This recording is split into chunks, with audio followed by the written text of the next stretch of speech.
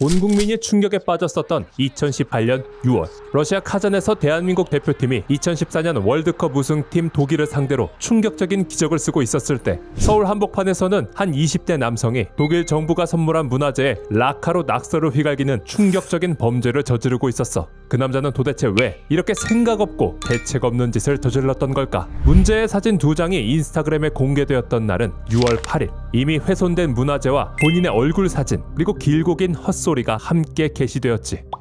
전 세계에서 마지막으로 남은 분단 국가인 대한민국, 현재와 앞으로 미래를 위하여 메시지를 전달하고자 히드아이제 페이션스 패턴과 태극기 네 모서리에 사괴를 담아 표현해내었고, 태극기의 사괴에서 건괴는 우주 만물 중에서 하늘을, 곤괴는 땅을, 감괴는 물을, 이괴는 불을 상징하고 이들 사괴의 조화를 이루며 표현하였으며, 패턴 뒤에 가려진 선들은 스펙트럼을 표현해내었습니다. 그리고 곳곳에 보이는 특이한 메시지들, 그는 왜 이런 무리한 짓을 하면서까지 이런 메시지들을 전달하려고 했던 걸까? 당시 2018년 사회 분위기는 대한민국 최초 대통령 탄핵으로 인한 정권 교체가 일어난 후 미국과 북한과 한국의 정상회담이 연달아 개최되면서 한동안 어수선했었던 나라 전체가 남북통일이라는 미래를 꿈꾸며 대한민국에서 곧 시작될 새로운 변화에 대한 기대감으로 가득했었어. 거기다 6월엔 월드컵까지 열렸으니 헬조선 드립은 쏙 사라지고 다들 대한민국에 큰 거 오나보다 하고 있었지. 그럼 이 남자도 혹시 이런 분위기에 휩쓸려 타오르는 국뽕을 참지 못하고 이런 일을 저질렀던 건 아닐까? 아니, 이 사진 속에 나오는 문구에 집중해줘.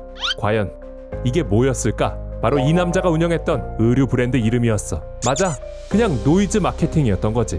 독일 정부에서 마지막 남은 분단 국가인 대한민국의 평화를 기원하며 서울시에 기증했던 문화재 베를린 장벽에 당시 독일인들의 염원이 담긴 역사적 흔적들 위에 라카를 들고 조잡한 그림과 낙서를 휘갈겼던 황당하고 무개념한 노이즈 마케팅.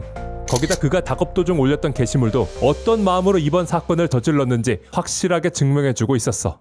당연히 사람들은 엄청나게 분노했지. 주요 언론과 방송에서는 맹비난을 쏟아냈고 청와대 국민청원과 그의 SNS 계정에는 수많은 사람들이 몰려들었어. 하지만 가장 사람들을 열받게 했던 것은 그 남자의 태도였지. 그의 태도가 대체 어땠길래?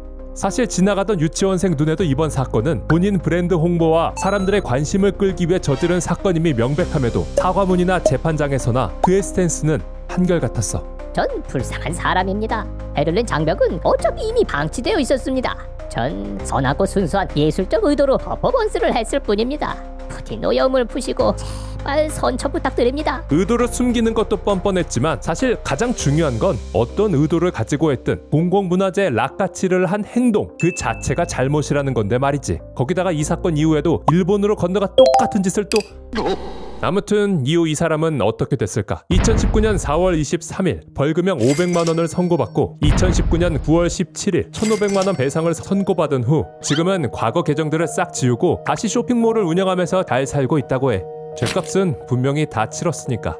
하지만 자신의 이익이나 신념을 위해 엄한 곳에 피해를 주는 반달리즘은 2018년에나 2024년에나 사람들에게 늘 부정적인 인식을 줄 수밖에 없는 것 같아. 재밌게 보셨다면 구독과 좋아요, 알림 설정 부탁드립니다.